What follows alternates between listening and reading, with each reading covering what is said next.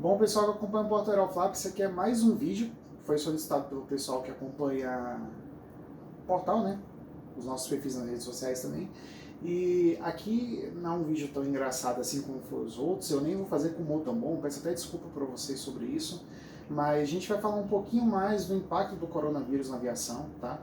Antes de tudo, eu queria falar que sim, é uma crise humanitária de proporções assim escandalosas, que não dá para no momento, fazer estatísticas oficiais em relação a isso, dos impactos em relação a isso. Tudo são previsões, inclusive financeiras e previsões também de tratamentos de saúde e tudo mais. Bom, pessoal, então, como vocês sabem, não vai ser um vídeo tão animado da minha parte. Eu estou gravando esse vídeo no domingo, dia 5 de abril, acabei de consultar a data aqui, é exatamente final da tarde, porque acabou de sair um relatório do Ministério da Saúde, dizendo que tem cerca de 11.800 casos de coringavírus, como a gente tem agora, né, YouTube, no Brasil.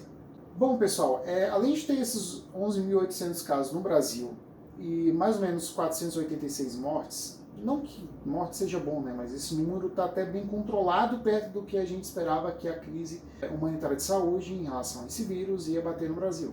Está até tranquilo, se a gente comparar países com populações próximas, mas não populações iguais ao do Brasil, vamos pegar, por exemplo, os Estados Unidos, que é um país de tamanho continental, tem uma população ali de 315 milhões de pessoas, o Brasil tem mais ou menos 210 milhões de pessoas, lá a gente já tem 210 mil casos de coronavírus, tá? Com mais ou menos 9.500 mortes, que é o dado desse domingo, o último dado lançado, enquanto eu estou gravando esse vídeo, que vai ao ar amanhã, segunda-feira, dia 6. Agora vocês estão assistindo ele, né? Então, nós temos esse monte de casos nos Estados Unidos que não controlou, teve uma razão de eles não fecharem as fronteiras, primeiramente, né, que causou mais problema ainda, vem gente da Europa, vem gente da China e vem gente trazendo isso para os Estados Unidos. Enfim, explodiu de casos lá, continua aumentando em nível recorde, a cada dia passa mais ainda o recorde de qualquer outro país, inclusive a China, se bem que não dá para confiar bem nos dados da China, mas tudo bem. Passou muito do que era o suportável, vamos dizer assim, que a gente sabia que o vírus ia chegar no país alguma hora, mas lá passou do suportável. Aqui no Brasil ainda estamos conseguindo controlar, primeiro porque fechamos fronteiras cedo demais com outros países, apesar que muitos voos de repatriação ainda ocorreram depois disso, então não vou dizer que não adiantou muito, mas fechamos a fronteira, tá ok, foi uma coisa. Colocamos quarentena, também foi uma coisa que diminuiu muito aqui no Brasil, e vocês vão saber porque eu estou dando essa introdução daqui para o final desse vídeo, vai ser um vídeo um pouquinho longo, que como o pessoal pediu, eu vou analisar o mercado de aviação, tanto no Brasil como no mundo, nessa crise que foi gerada, tá? Uma crise muito repentina, causada por um problema humanitário de saúde, enfim, a gente já sabe como é que é. Enfim, a gente tem essa quantidade escandalosa de casos nos Estados Unidos, uma quantidade escandalosa de casos também na Europa, agora ambos os Estados Unidos com os europeus e todo mundo mais, começou a brigar para ver quem conseguia remédio e equipamento médico, porque está faltando avião cargueiro no mercado, e agora a gente percebeu isso e falou, opa, está faltando alguns aviões cargueiros, inclusive saiu um artigo nesse domingo no site, dizendo que a Atlas Air está retirando cargueiros 747 de armazenamento, porque eles estão precisando de cargueiros para transportar tudo isso, e muitos países ou estão utilizando aviões militares para cumprir esses voos, né, de trazer equipamentos médicos da China para cá, respiradores, máscara, remédio, enfim, o que tiver na China estão trazendo. E eles estão utilizando tanto aviões de passageiro como aviões militares também, além dos cargueiros, que já são mais de 800 operando no mundo atualmente. Ou seja, está faltando avião, é uma carga de urgência que não dá para ser transportada por navio. E enquanto o mercado de aviação comercial, que eu já vou entrar nesse assunto, ele está sentindo muito a queda na demanda, né, porque está todo mundo de quarentena agora, enfim. E o mercado de carga está crescendo em níveis que não estavam antes, né, que o mercado estava uma ligeira retração ali, uma pequena retração no mercado de carga entre países, né, internacional, mas mesmo assim a gente tem uma crise na aviação, querendo ou não, mesmo com companhias que têm um braço cargueiro, como a Air France KLM e a Emirates. Então vamos lá, pessoal, vamos aos dados da aviação em geral. Bora lá. Eu estou tirando do relatório da IATA, que saiu essa última semana, já tem uns 4, 5 dias que saiu esse relatório. Ele diz que o setor de aviação deve ter um prejuízo de 200 bilhões ao longo desse segundo trimestre de 2020. Ou seja, estamos pegando um prejuízo só no segundo trimestre sem saber o que vai dar mais para frente. Primeiro, porque a gente não sabe quanto tempo vai durar em cada país, porque aí vai depender de cada país em relação à duração desse surto. A China, por exemplo, a aviação já está começando a retomar a normalidade. Outros países vão sentir mais. Visto os Estados Unidos, que eu falei no começo, né, que tem um número de casos muito maior, logicamente, para curar esse tanto de gente vai demorar mais tempo, porque mais gente vai se contaminar, enfim, vai virar um ciclo que vai demorar muitas semanas e semanas mais semanas para conseguir literalmente matar o vírus e não haver mais disseminação dele no país, aí todo mundo poder retomar a normalidade, viajando, enfim, fazendo as atividades que tiverem que fazer.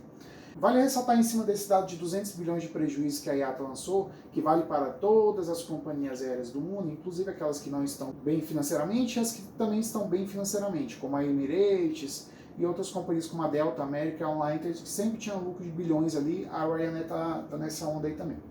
Então, pessoal, antes esse prejuízo era de 39 bilhões ao ano, considerando aquelas companhias aéreas ruins e países ruins de operar, tá? Outros mercados aéreos extremamente lucrativos, como o mercado europeu e o americano, mas agora nós passamos por um prejuízo de 200 bilhões em só um trimestre. Então a gente tem um problema financeiro extremamente grande envolvendo a aviação nesse exato momento. E agora eu vou listar por quê. Nós tivemos, por exemplo, algumas companhias aéreas na Europa que paralisaram toda a frota de aeronaves. Você já pensou isso? Isso é uma coisa que nunca ocorreu na história da aviação, a não ser tipo, na Segunda Guerra Mundial, que ocorreu isso, e muitos aviões mesmo assim operaram como aviões militares naquele período.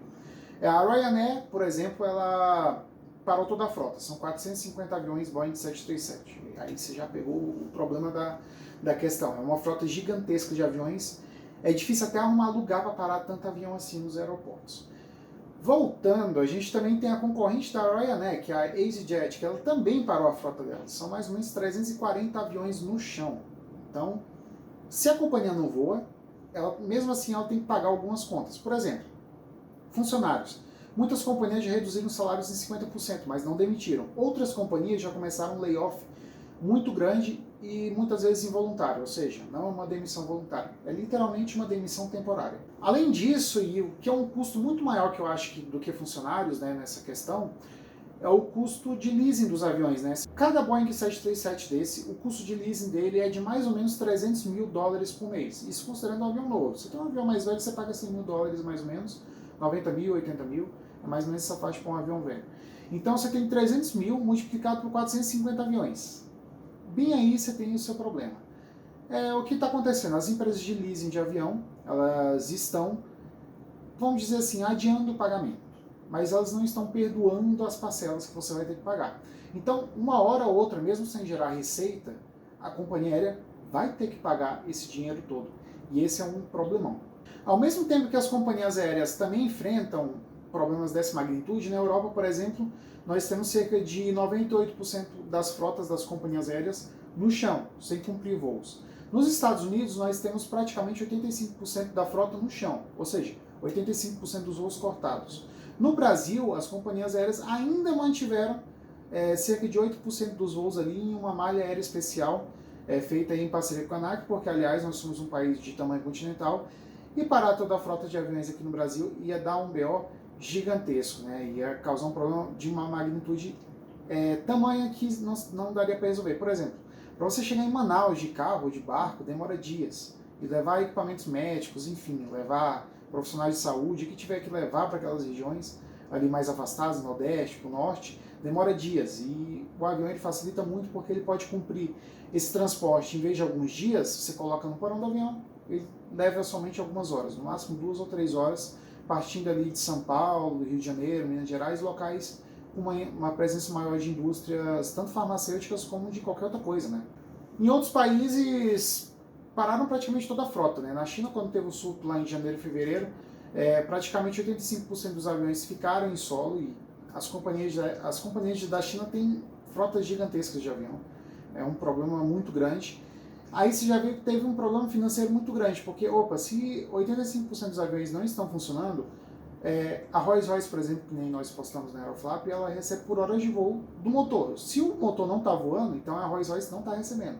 Então se gera uma crise na própria fabricante do motor. Se as empresas de leasing não estão recebendo, logicamente elas não pagam para as fabricantes, né, de aviões, elas não recebem novos aviões, porque elas não têm dinheiro para receber esses novos aviões, e se elas não pagam esses aviões, ou elas cancelam encomendas, logicamente a fábrica também é afetada. Aí já entra na segunda parte desse vídeo, que a primeira parte nós falamos prejuízo companhias aéreas. Aqueles 200 bilhões ali da IATA, tá? Vale só para as companhias aéreas, não vale para o setor inteiro. A gente tem uma cadeia inteira. Aqui no Brasil, estimado é que 350 mil pessoas trabalhem direto ou indiretamente ligadas à aviação. É gente, é muita gente, é muita gente. Uma companhia aérea como a Azul, por exemplo, diretamente 14 mil pessoas trabalham ligadas à aviação na Azul.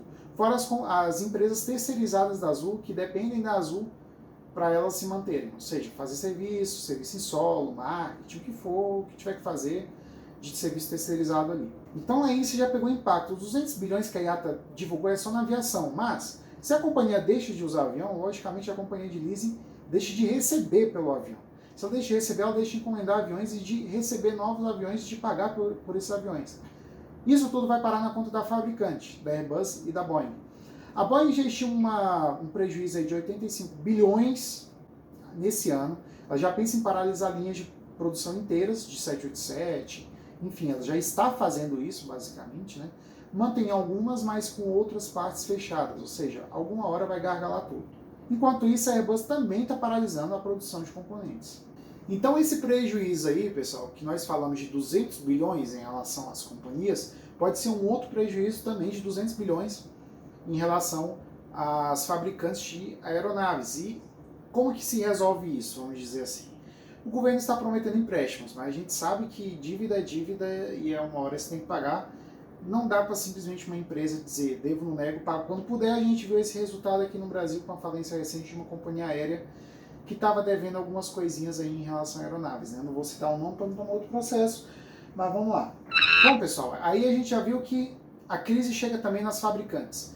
Enquanto a Boeing perdeu 75 encomendas para o 737 MAX, que está sendo em produção desde janeiro, a Airbus perdeu 100 encomendas para o A320neo, tudo da Avolon. E foi a primeira leva de cancelamentos. Ainda podemos ter mais porque a demanda vai ficar um pouco reprimida nos próximos anos, de acordo com a própria IATA, que divulgou essa estimativa, vamos dizer assim, de prejuízos. Também divulgaram uma estimativa de demanda. A demanda só vai se recuperar no fim de 2021 no mundo inteiro. Ou seja, a demanda que nós tivemos em 2019 por voos, só no final de 2021 nós vamos ter uma demanda semelhante. E vamos considerar que no hemisfério norte é inverno e a demanda não vai ser tão alta assim. Então aí você tem um prejuízo enorme. Enquanto a Boeing e a Airbus estão paralisando linhas de produção, até mesmo por causa da quarentena, né, pessoal? Vamos lá. 15 dias aí para manter a galera viva aí é super válido. Eu também concordo que tem que ter uma quarentenazinha aí. Apesar que todo mundo vai tomar prejuízo nessa situation aí. Mas a Embraer, no momento, ela não teve nenhum pedido cancelado. Até uma coisa meio nova, né? Porque enquanto a Boeing e a Airbus tiveram pedidos cancelados, a Embraer ainda está de boa. O máximo que eles disseram é que algumas entregas que ficariam para agora vão ficar para o final do ano. Lógico, né? Todas as companhias estão com a frota em solo. Lógico que elas também não prejudicam aviões nesse exato momento. Bom, pessoal, sabendo que as companhias vão tomar um enorme prejuízo com toda essa situação, as indústrias vão tomar um prejuízo, né? São as últimas a tomar um prejuízo gigante. E a gente sabe que a demanda só vai se restabelecer em 2021 e no final desse ano, né, de 2021, que é o próximo. Então vamos pelo menos falar de perspectivas boas para as companhias aéreas e também para as fabricantes em todo o mundo.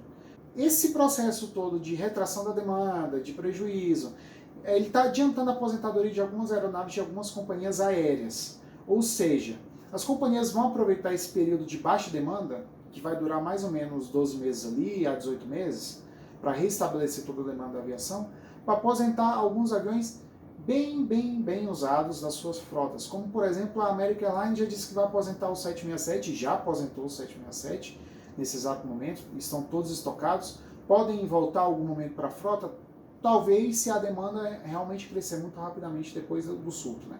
Mas isso é uma coisa que os próprios especialistas da aviação estão colocando em xeque nesse exato momento. A demanda pode se restabelecer, mas a American Airlines retirou o 767, vai retirar o 757 em breve, A United também já conversa em retirar esses aviões da sua frota.